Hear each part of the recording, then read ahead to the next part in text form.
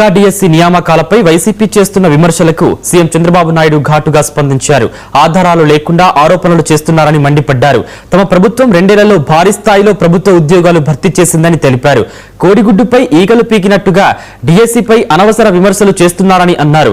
గత 5 ఏళ్ల పాలనలో ఉద్యోగాల భర్తీ చేపట్టామని వారు ఇప్పుడు తమ ప్రభుత్వం ఉద్యోగాలు ఇస్తుంటే విమర్శించడం విడ్డూరంగా ఉందన్నారు.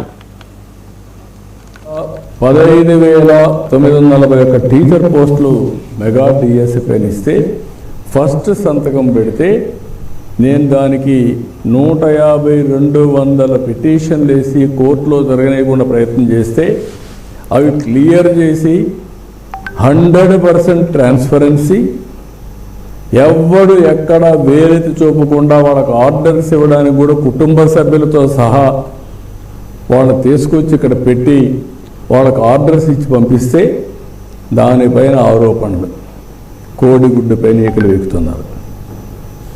ఏమన్నా